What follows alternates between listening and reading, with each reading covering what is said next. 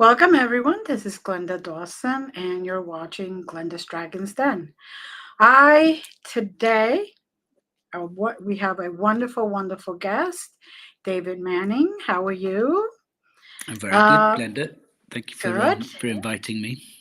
Thank you for coming on. I am going to give you a little bit of background, very small background of David.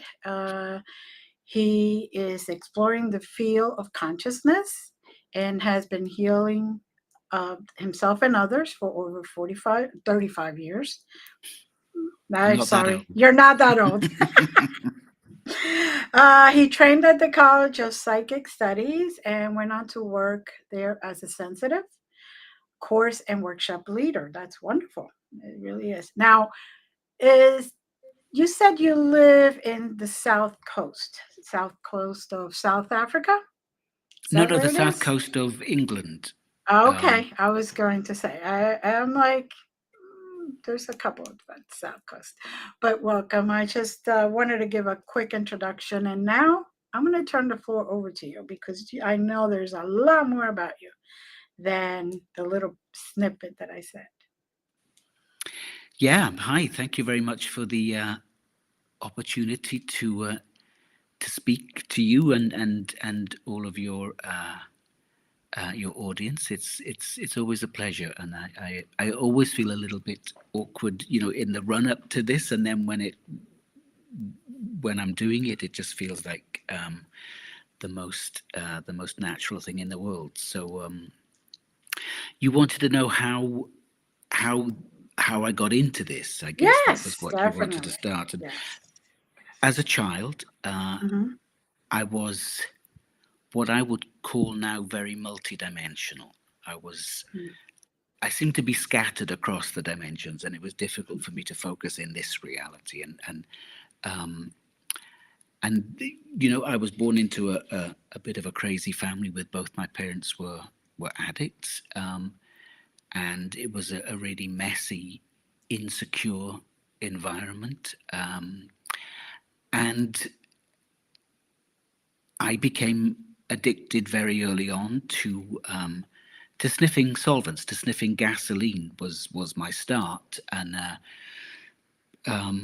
that continued for a long time, leading into early using of alcohol and drugs. And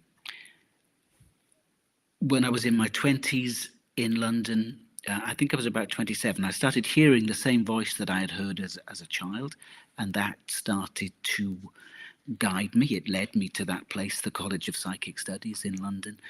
And I started training and working there, and the whole place, it opened up for me really beautifully.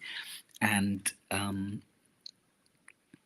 it was strange because I knew that I was really a mess, and that I was presenting an image of the healer because I had gone into that field, but I was also an addict, and I couldn't bring the two together. Mm. I couldn't marry the two, and I wanted my addictions. I also loved the field of consciousness that I was starting to explore, and it was tearing me apart. So to cut a long story short, I ended up having. I stopped using alcohol and drugs, but within a year I was diagnosed with a liver cancer, which was medically speaking terminal. And Mm. this was really my opportunity to decide whether I wanted to be on the planet or not. And I was having the chemotherapy that was medically recommended, and was told by the doctors that the chemotherapy is not working. And the tumor has shrunk a little bit, but it's no longer in recession, and we're going, it's you've probably got about 2 or 3 months to live. And Mm. guidance here was saying, well, it's your life, you do what you want with it. You've always lived as if you wanted to die, and you're about to get that choice met. Is that really what you want? And when I sat and meditated on that, I realized actually, no, I would quite like to live. And so I chose to live. And then the cancer was gone, you know, miraculously. And I started to live for the first time. And by this time, I was almost 40 years old. And I had made a real mess of my life, to be honest. It was, I didn't have much to show for 40 years on the planet, because I had avoided life, and I had avoided responsibility. Uh, and so I had a lot of work to do to repair the mess I'd made and put things right. Um, but all of the abilities that I, in a sense, was trying to run away from, by using alcohol and drugs and whatever else I could get my hands on, they they had never gone anywhere. And it was my higher self, if you like, my multidimensional self, that kept me on the planet, and that was far wiser than my personality self. And that led me right the way through, really. And so it's been an amazing journey, and I'm very glad that I did choose to stay on the planet, because it was also made clear to me at that point that if I chose to die, that was also a valid choice, and that wasn't a Right. wrong choice. That if I chose to die at that stage, I would be welcomed back into the other dimensions with open arms. It Hmm. wasn't, that. So it was quite tempting to think, because I was tired, and I thought, God, I've made such a mess of things. Perhaps it would be better to just go and start again, start Right. afresh. But I'm really glad that I stayed, and five or no, back in 2015, then the work I do now sort of opened up in Yeah. a way that I was totally unexpected, and somebody who had a bit of an audience liked what I was doing, and launched me to their audience, American woman, and and so I started offering one-to-one work, which was very well received, and also offering online teleconferences, Hmm. where a group of us, where I have a theme that we will work on. The theme is not chosen by me; it's given. Right. And the first one of these I did was on the scar of the burning of the witches. It was Right. that was the first theme, and it was to work deeply into the pattern of the Inquisition and the trauma that was a big collective wound, in Hmm. effect, and that many people were holding that scar, and it was stopping them from developing. So that was the first teleconference I did, and again, it was very well received. And so I've gone on to do a lot of work like that, which are group pieces of energy work. People come from all over the world. Usually, it's between 1 and 200 people gather, and Very good. we work something through, personally and collectively. And that's the work I focus on now. Is that at the moment now I've just started teaming up with an amazing woman called Jo Hemant, who lives quite close to me, and we'd Hmm. started noticing each other on Facebook and things, and we had no idea we lived just 30 miles apart. And Mm. I really loved what she was writing, and she liked what I was writing, and anyway, we met, and now we work together. Well, we're starting to work together, and our work seems to be focused much more in the landscape. So we work at the big sacred sites and the lines of energy. And again, it's not stuff that we're choosing. We get guided to these places. She's an amazing psychic, and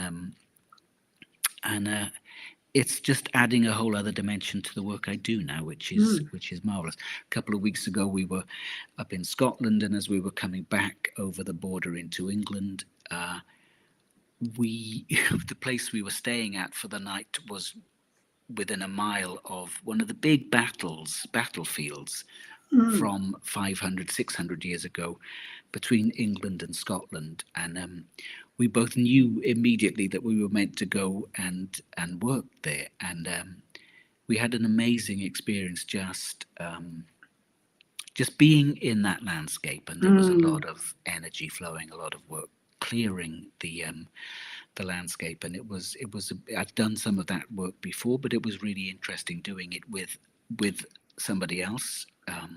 And there is something specific about me being in a male body, her in a female body. right. There's a real polarity there that activates something else, and we're exploring that now. Not just in terms of working together. Right. We're not a partnership or a couple or anything like that, but it's a very lovely work relationship that we're exploring. So that's a really interesting phase that I'm just moving into, and we're off again now to work. A few hours from here, we'll take a few days and work on the big line of energy that runs Mm, from the south of the country to the north of the country, and so it's super interesting and very exciting. Uh, yeah, so this that's where I'm at the moment, anyway. mm, sounds like you being in the male body bring the divine masculine. She being in the female body brings the divine feminine, and combined, you bring the whole divine, the complete Possibly, divineness. possibly. Yeah, Yes, maybe that's what it is. I'm yes. never that keen on the word, divine masculine, I divine know, feminine, but because it's it just seems really loaded. And to me, if everything is divine, right. even where we've been through in the past 10,000 years or whatever, Hmm. that was divinely orchestrated too. Um, Right. and it's a place that we are meant to have visited and walked and worked through. And now we're coming back to a remembrance of the truth of what we are. Hmm. And I think of it more as the natural masculine and the Right. natural feminine, because what we've Very been good. living has been distorted. And so just today, I was working with a client, somebody I've worked with once before, and it became. The session started really because her heart was very expanded right at the start, and Right. I was watching, thinking, "Wow, that looks really, really beautiful." And all of a sudden, the energy of her heart reached up like this and touched Mm. a field way up here, Mm. and that field was the goddess Kuan Yin, Wow. Yes. who is what we know her as is the goddess of compassion. Right. But the energy that flowed down as soon as she was connected with was peace. Mm. Um, and so there was this huge stream of energy that flowed into the body of the client I was working with, and then through, it filled her body, then through her body into the ground, and it started to form a huge field of light underneath. And it became obvious during this session that this woman, this client, had worked in many temples and systems that had been devoted to working with the goddess, Mm. with the divine feminine, if you Right. like, and anchoring that on the planet. And so, as this energy was flowing through her, it opened up places within her of deep memory, hidden wisdom. Um, but it was also working for the planet, and this field of light that formed underneath her became really big. She was living not in the United Kingdom, over in Europe. And towards the end of the session, the field became a grid um, that melded itself to the Mm. grids in the earth, and this grid of peace flowed into the network of the earth. And what became clear to me was that we are at a time now when we can start to work collectively to decide how we want this planet to go now, how Hmm. we want things to be shaped. And the energetics, I think we have to work energetically, because the energetics come first, Hmm. and physical reality follows. And so that I know, as I was watching this, sometimes the what I'm going to be offering as a teleconference comes through in one-to-one sessions. Right. And this became clear that I will offer this as a collective piece of work that is about grounding piece for the planet, not at my instigation, but because there's a hope. When I sat afterwards and tuned in and asked, is this appropriate? Am I just am I going a bit mad here? Am I seeing something misguidedly? And there was a whole host of beings that were ready and waiting to work Mm, to ground these fields of peace for the planet. So I think we're in really exciting times now where yes. enough of us are awake enough to really start to shift the energetic balance on the planet now, and to start to bring in these fields of light that well, I think can alter the trajectory we're on. So Hmm. so I get very excited when this sort of stuff happens. I'm like excited for you. I'm like just can the imagining that energy and what you were able to see and actually seeing happening and feeling it happening. That's amazing. That is amazing because I know that when I do any type of work and I actually feel it and see it, and I'm getting the my team, as I call it, my higher self with the team, saying, okay, you got to do this, you should do this, you should do it, and I just follow, and it's like a beautiful orchestrated Yeah, opera or symphony or whatever. It's just everything just flows so well put together that eh, you're in amazement because you're like, okay, I'm awake. Yes, I know I do this. Yes, but still, it's that wonder and that beauty of it. it is amazing, and that's why I was second guessing myself afterwards, after the Right. session had finished, because I think, is this for real or am I just making this up? And it is, it's an extraordinary blessing to be able to do this work, Mm-hmm. really. And that, and the lovely thing is that many more of us are opening up into these awarenesses and these capacities and these Mm-hmm. abilities too. And it's not just in terms of the healing field, the Right. field of healing. It's in, in the sciences, in medicine, in terms of literature and writing and Mm-hmm. your communication, and it's all. I mean, this energy, the healing energy, is exactly the same as the energy that would inspire an inventor, for Right. instance. It's That's exactly the facts. same energy, but just focused in different ways. And so I'm I'm very excited about our future because I Mm. think we can make amazing shifts very quickly now as the energies gather pace. So Yes. Yes. yeah, That's very true. We are at a point where we can do this.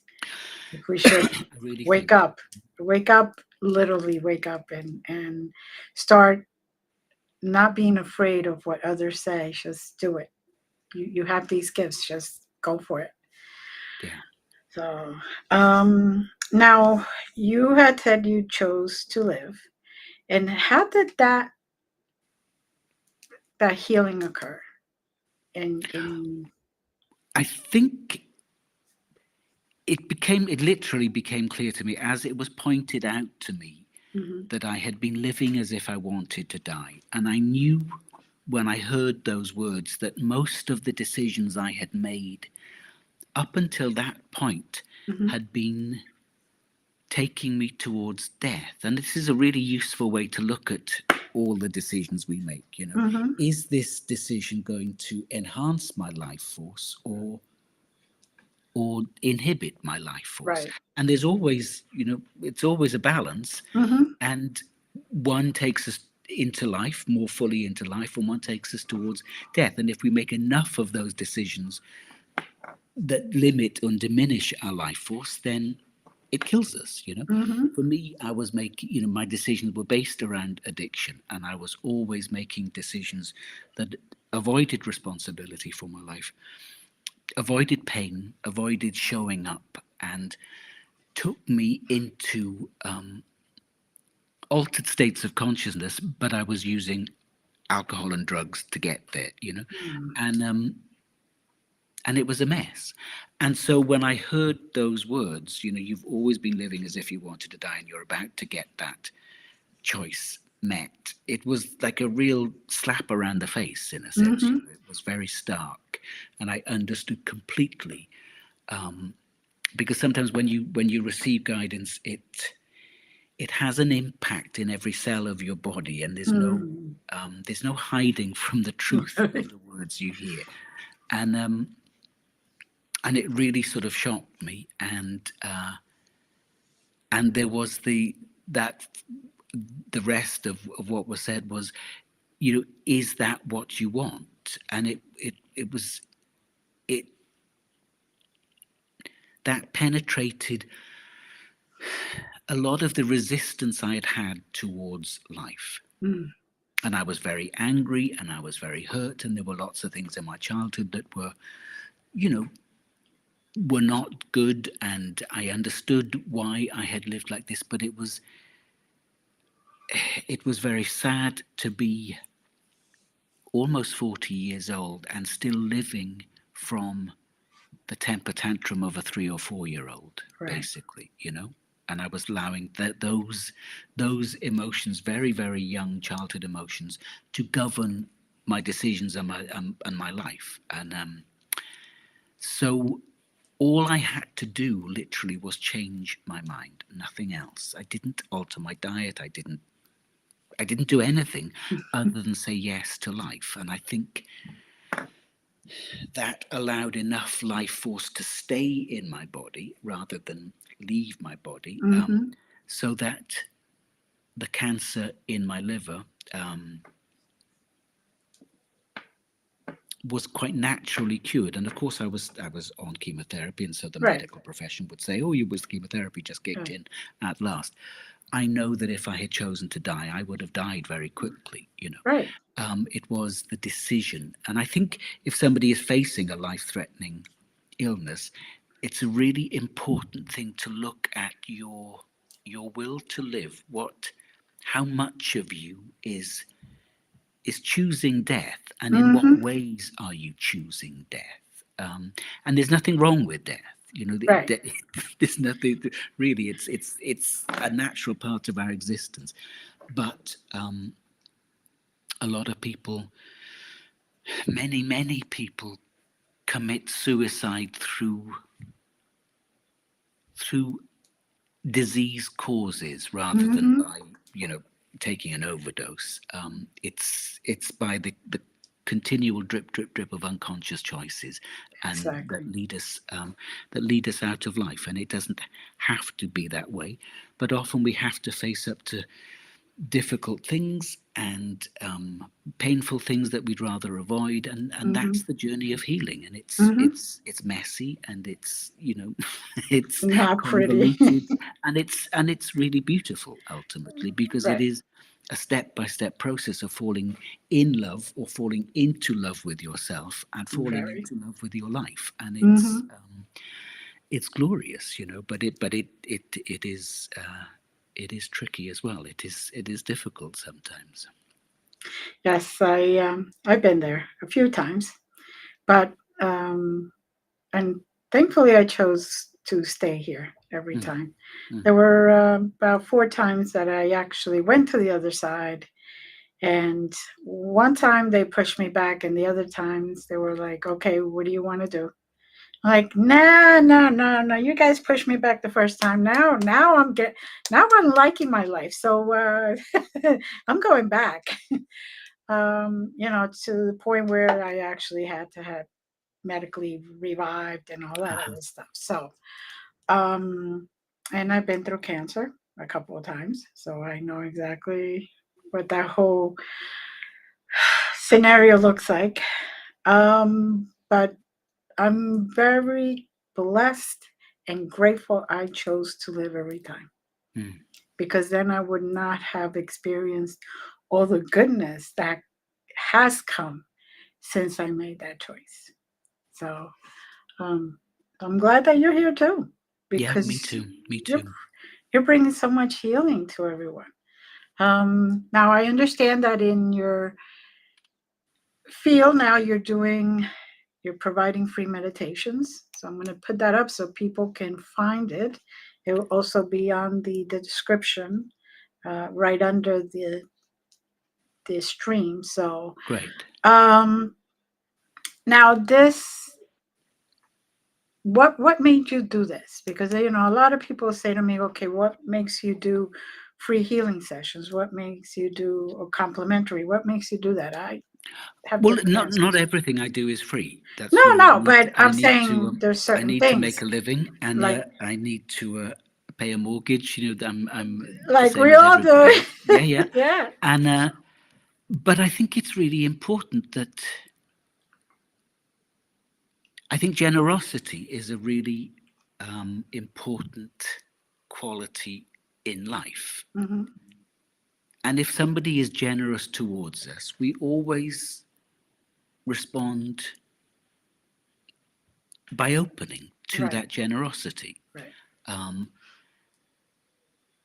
and I know I don't charge a lot of money for the meditate when I'm like the meditation I'll be doing this coming weekend will be a free meditation Right. on those fields of peace that I think are Hmm. ready to download. Hmm. Um, and that will be taking, I don't know what date it is this coming Sunday, but that's when it'll be happening. But every so often I do a free meditation, and then that Right. goes to the library of free stuff that I offer. Right. Um, when I'm charging for a meditation, and these are an hour long, Right. a teleconference, and we have a bit of a chat and answer some questions, and then we get into the energy work, and that's what it is. It's a piece of collective energy work. Right. Um, those are charged at £15, which I think is about $18. So it's not a huge amount. No. Um, because I think it's important to be accessible and Hmm. to be available, Hmm. to support the collective awakening uh, that we're all here to see. That Exactly. we all showed up for this, Hmm. um, and I have my issues around money, like most of us, and I've had to work through a lot of issues and stuff. But I seem to be in a place now where there's more freedom in me, and it just feels like the right thing to do. And this one that it's only just landed, a couple of Right. hours ago. This one that I'll be doing this weekend. It was very clear that this needs to be a free meditation because the free meditations attract maybe 400 or 500 people, Right. and that creates a really nice field where you can do planetary work. Right. It's and that's important at this time, I think. It So yeah, definitely and is. that and then the recording is like you've just put up. Right. Those recordings are available. So in that list of free meditations will be the one I'm talking about. Hmm. I just don't know what it's going to be called yet, but it'll be something about peace. That'll be in the title. So probably And fields like of you peace. say, even if people just catch the recording, they still add to the collective energy work. Yeah, yeah, because these meditations, these pieces of energy work take Hmm. place, and because I've worked, and it's a large field of beings that operates with us. Hmm. Back in 2010, I was a bunch of guides contacted me, who were the lion-headed beings that we know from Egypt, Okay. Sekhmet, Right. and they came in. It started off they were just regular lions, and then over a couple of months, I think they became the lion-headed beings. And they would, it was an easy way in a sense. I wasn't Right. too shocked or surprised. And they said, "You're one of us. Hmm. You're in a human body now, but in another dimension, you've got a lion-headed body, and you're our representative on the planet. I think there are many of us." And they explained to me that one of their roles is that when a planet is ready to begin the journey of hosting life, they gather DNA from all over the universe and bring it to that planet, and Hmm. they start the first phase, as it Right. were, and their DNA is a part of that. Right. So they're part of our deep ancestry. which is why so many of us feel a really deep connection with those lion-headed beings. Mm-hmm. And they are the primary field holders in these teleconferences. It was them that instigated the work, and there are many, many other dimensions of energy that join with us when we do this work, as well as usually, on a paid teleconference, it'll be, as I say, between 1 or 200 people, Right. and so that's from all over the world, and so it Right. becomes a planetary field, and we're always working on behalf of the planet, on behalf of the human collective, as well as for ourselves. Mhm. But I That's think many people are doing this sort of work. When I first started back in 2015, there wasn't much of it going on. To be mm-hmm. honest, it was Mm-hmm. it was it was a different ball game. Things were just sort of really getting started. Now, many people are doing this, so that's amazing too. Mm-hmm. Well, I think the whole idea with the whole thing with COVID and all that um, helped to awaken a lot of more people. It really did. It Yeah. really did, and my work really took off during that Yeah. during that period. I ended up doing a teleconference every week, whereas they had been not nearly as often then. But people really wanted and had the time. They had Right. the time and they really wanted to do the work. So yeah, Right. Right. Now, your personal sessions, I know people can do one-on-one. I And charge a bit more for those, I have to well, admit. But well, like you said, we still have to pay mortgage and yeah, bills and yeah, all that. So, totally. if we want to dedicate ourselves to this, we kind of have to balance things. We can't just. No, and years ago, back in 2013, it Mhm. was, and I was on a plane, and it was the solstice. It was the winter solstice, and I was on a plane heading to France for Christmas. And being on a plane is always a good place for me to get guidance for some Mhm. reason. And guidance came in. Okay, it's time for you to let go of the work you're doing and focus on this. Start offering workshops, start charging for your one-to-one sessions, build a website. There was a whole stream of guidance, and it was like, oh, Right. okay. And then, of course, I froze. I didn't know what to do. And it was Right. 2 years, and it took somebody to come along who liked my work, who was a lot more experienced than me, and say, I'm going to launch you to get me up and running, because I just didn't know what I was terrified in it, and I Right. didn't have any sense that this work would support me. So I Mhm. was holding on to the work I was doing, which was garden design, and I had a gardening business and a garden design business in London. Clients were falling away. I was exhausted. I was starting to really not enjoy the work. It was drying up.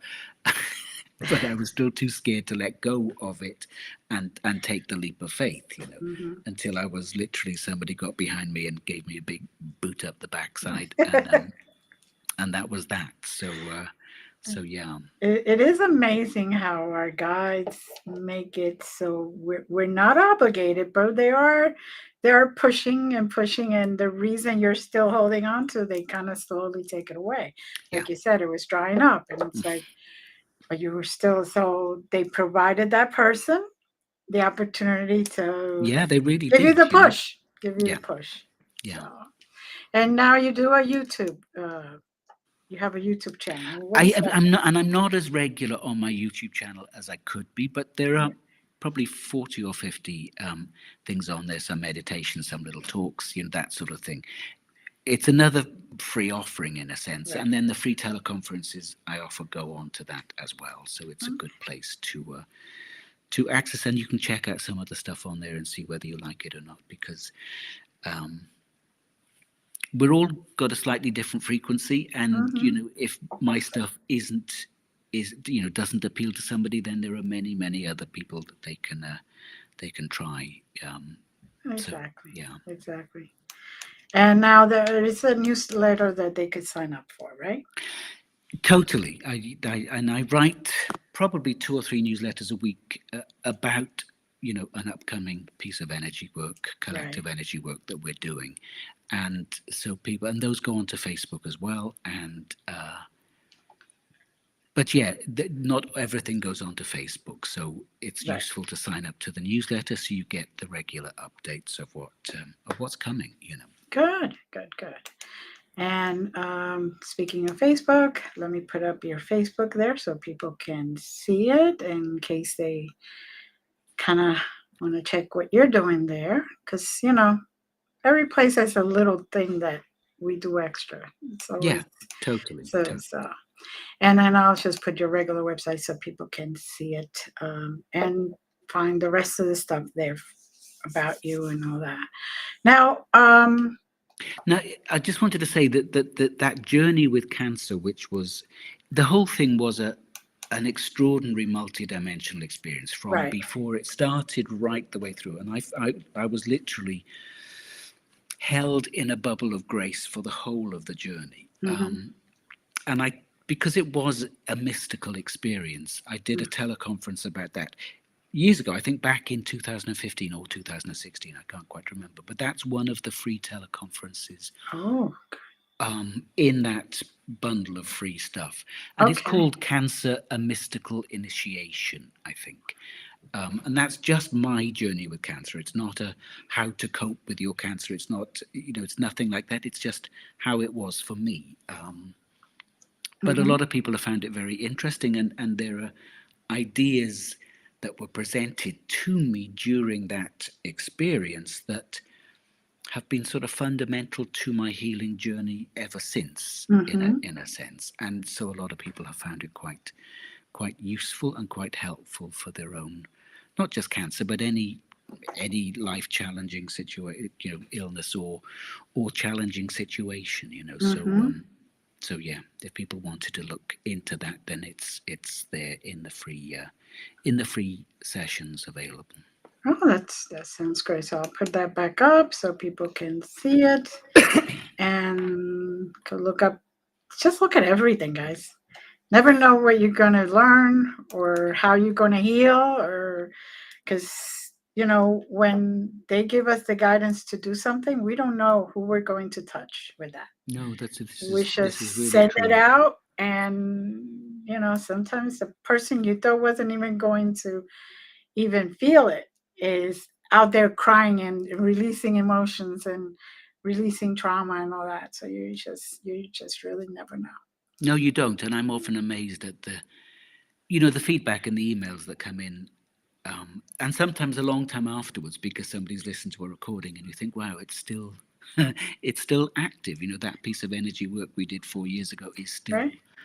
is still working, and that's amazing. It really is. And there's something beautiful about how the technology, of course there are downsides to it all, but how the technology enables us to connect across the globe and to, Hmm. thousands of years ago, we used to build temple fields. We would gather together in temples, Hmm. and we would be trained, and we would hold the same frequency, and we would be holding those frequencies in temples in specific locations on the planet, and that would help support the planet's energy field. Right.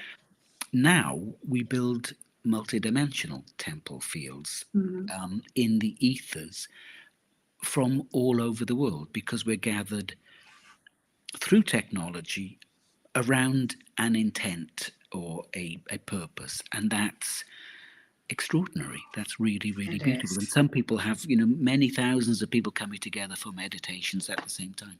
And I think the power of that, well, I think we're only just coming into recognizing the power of that. And Hmm. that is going to grow exponentially now. Hmm.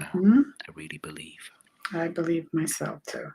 I believe that energy is energy, and no matter when you ignite it or you initiate it, it's already burning, and it's a continuous thing where it just continuously burns. So, like you said, that you sometimes hear from people years later, Yeah. and it's just it's a light. It's a light that's just like a lighthouse that just keeps shining on. Um, Now, before we started, we were talking about my injury, and you had offered to do some healing, and then this healing will then also take effect to anyone else that accepts it when they watch this. Yeah, if I mean, if you're happy to do that, we could Yes. do that. It might be lovely, and for anybody listening or watching that wants to participate in this, you just have to say yes internally to that. And if you don't, you say a clear no, Hmm. and trust that your energy field knows what to do then to arrange that. Um, but how I work, in one to one, yeah, just about all of my work in one to one sessions is online now, Hmm. and so it's a transmission based field of energy where I just start to look at the person who the client Hmm. in those terms, and I watch the energy move into their system, trusting completely that the energy that works through me is way more intelligent than me and knows what it needs to do, and your system also knows what it needs to do. Hmm. And the two of them come together and arrange a process that will be beneficial Right. in some way. I don't have to decide that. I simply watch and hold space, and Hmm. sometimes I make some sounds, and sometimes my hands are usually fluttering like this when I'm doing this, and that just moves energy around. Um, and because it's a transmission based thing, anybody that wants to receive this will be able to, and you can invite that the energy work with you in whatever way is optimal for you, because we'll be working specifically with Glenda's shoulder Hmm. here. Actually, I'm saying that often, the presenting situation, the presenting illness or injury is not what gets worked on. The energy goes somewhere else. And of course, I would never ever have understood that, but I just watch the energy and watch where it goes, and it knows exactly what it's doing. So I've come to trust that over the years. Hmm. But for anybody that's interested in receiving, you can just invite that your higher self guides this energy to work optimally in your field. And as I say, if you don't want to, that's totally, totally fine. And you just say an internal no to that. Hmm. Um, but should we just go ahead with this? Yeah. Yes. Yes, of course. Okay. So just begin for a moment or two, just closing your eyes and following the breath, allowing yourself to be drawn inwards, deeply into your own body, into the cell tissue of your body. Just breathing and inviting the optimal healing and resolution for yourself, and asking your higher self, the guides that work with you and work with me, to really assist in whatever process is most necessary for you at this point in time. And so as I watch, I'm aware of the energy coming in through the crown, and it's really opening the crown quite beautifully, and it's coming down into the heart initially, and that's where the focus is, and the focus is primarily at the back of the heart at the moment. So we're just coming into that, and I'm just energetically holding the back of the heart. And there are 2 points here on either side of the spine that are quite tight and tense. So we're just waiting there for those to shift. And I never apply any pressure or force. It's just a witnessing of the energies. And you can have your eyes open or closed, whatever works for you. How's this feeling? Can you feel the energy there coming into the heart? Yes, I can. Those tight points, you're correct. Perfect. So we're, It's there. yeah. And before we were chatting, before we started recording, I Hmm. said, does this affect the side of your face? Because it looks to me that the injury to your shoulder is impacting the flow of energy up that up that side of your face. And can you just raise the hand on the side we're talking about, so your audience knows where we're the side we're operating on, just as if they're watching this. And so now the heart field is starting to open.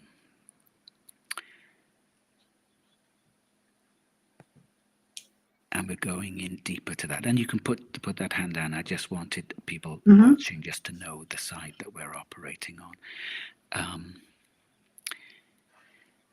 And so there's just a bit of shielding over the heart that's starting to relax and let go now.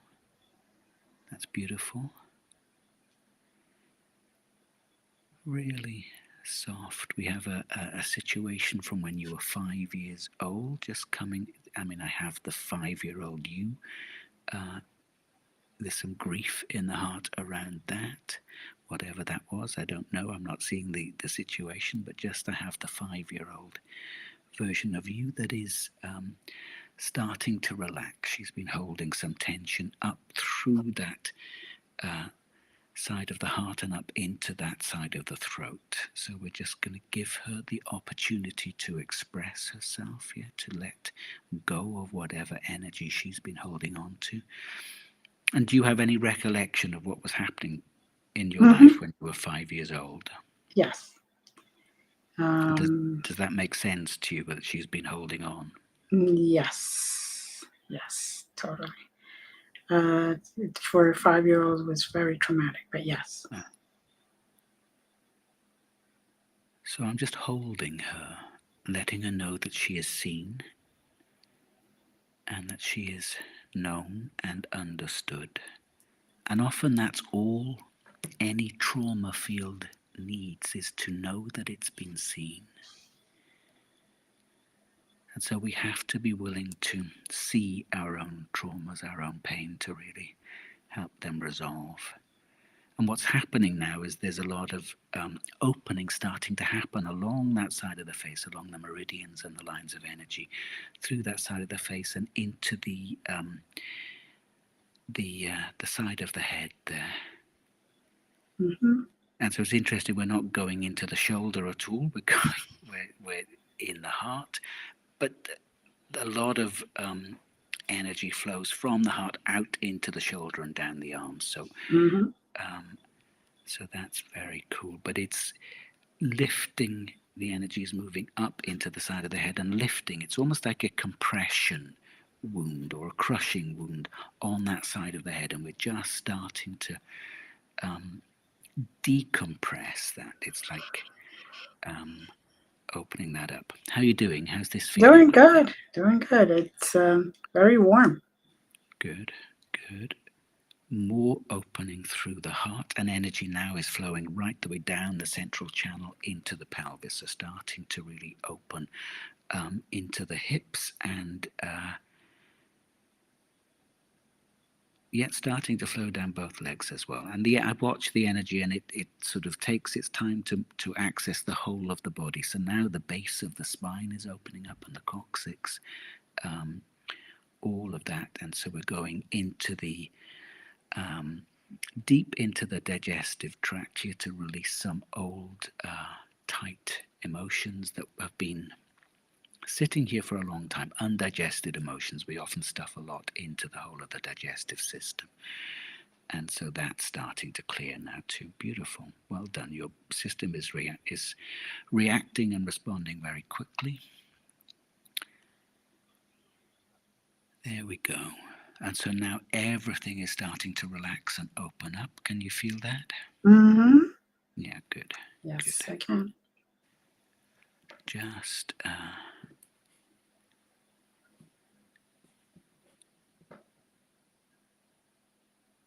there we go. And now we start to move into that shoulder. And we're just opening out some of those lines of energy. And I can see it's almost like there's the phrase, as if somebody has had a wing clipped. And we're just literally easing out some of those lines of tension How's this feeling? Can you feel the energy moving into the I shoulder? I can feel the energy, yes. Vibrations, the flow of warmth. Now it's starting to move down the arm towards the hand as well, so that's good. And we're also going into the solar plexus. Now this is true for many of us, and this is a real sort of issue at this time, is that we are afraid of our power. Mm. And so I'm holding the back of the solar plexus just to support that, so that you well, there's that issue, isn't it? The lack of support, and most of us feel unsupported to some degree or other. And so that's why I was pulled right in to have my hand behind you at the back of the solar plexus so that you can feel, literally feel energetically supported. And this allows Mm-hmm. the solar plexus to soften and open. And that's beautiful.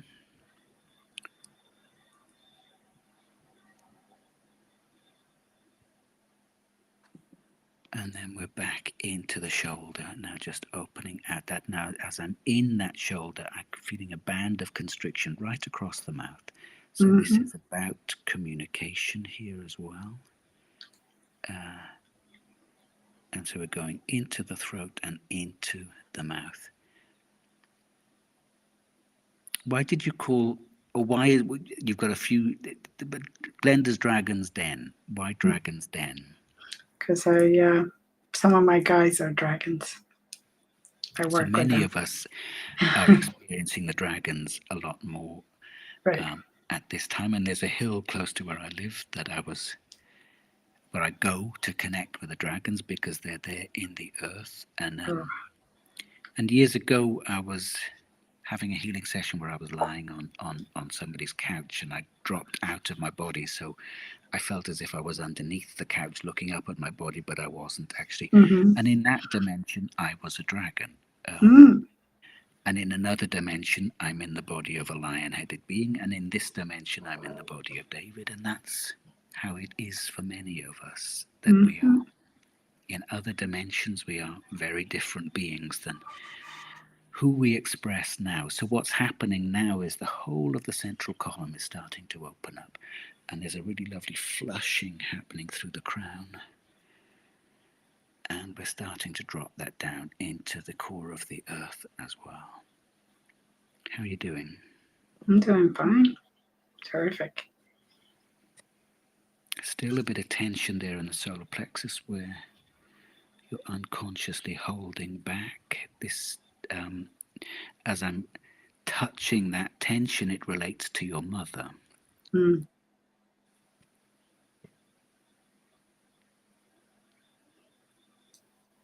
And it's about the power dynamic Mm. with your mother and not wanting to be more powerful than her. Mm. Yes, that's that.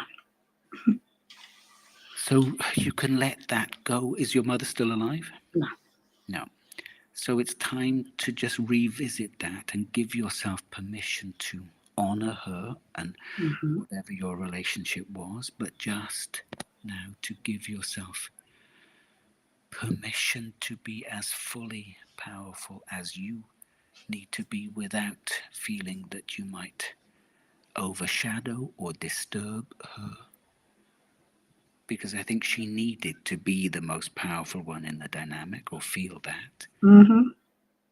And often we are dominated by our parents in a way that closes us down. And so this is really opening up beautifully now, the solar plexus.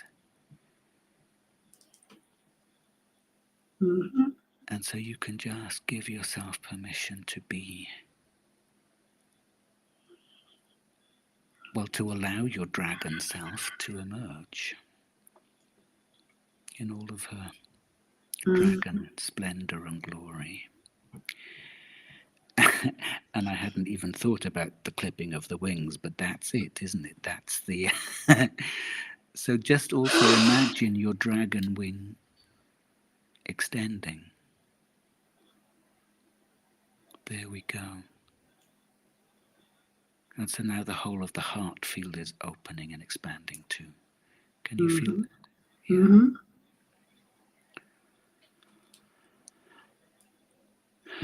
beautiful. I'm just really grounding the central energetic column deep in the core of the earth here, and then we'll be done for this session. But I think that's well, I think we touched into a couple of sort of key issues there that will help. Mm-hmm. Uh, and And you definitely got the energy flowing. Like I could feel. I'm very keen to feeling energy, so um, I felt the warmth as it was moving throughout the whole energy field in my body. yeah, beautiful, beautiful. And hopefully your lovely viewers will have felt something too if they wanted. Okay, I'm just holding the whole of your energy field and inviting your higher self and your guides to really work with you over the coming days to ease and speed the integration process, to make that as seamless and as easy as is possible. Thank Now, you. I can see there's still some issue through that shoulder, but I Mm-hmm. think over the coming days, some of that will open out quite nicely. So, yeah, beautiful. Thank you. Thank you. Thank This you for thank you for the willingness to, because sometimes it's not easy to make ourselves vulnerable, right. when it's going out in public. Public. Yeah, yeah. So thank you. Yes. No, I appreciate this. It's my guide said right away, yes. So maybe this is exactly what I needed. So Cool. I hope so. thank you. And any last words for our audience? I'm going to put up your website so they could find you there. Yeah, look out for the free teleconference that I'm about to offer, and it'll be Hmm. something along the lines of Fields of Peace, or something. I don't know the title yet. That because it's time for us to step into our power and recognize that we can shift the energy of the planet, and we don't. I think it's important for us to work in the energetic realms first, because they come before any of the other realms. Hmm. And if we can shift the energy first, then physical matter and the physical world follow suit. So, yeah, I mean, I would encourage you to trust that for yourself, and work at that level, because it's we can change our reality, we can change our world, and we came here to do just that. So now is the time to for us to join forces and really work in that way. So, Perfect. thank you. Perfect. Thank you, David. Thank you to everyone else who was here. And if you did participate and you were receiving that energy, please send us emails, either one of us. So Oh yeah, we, yeah. Let us know yeah, how that was. Yeah. yes, definitely. And as always, many blessings. And remember, I love you. Bye.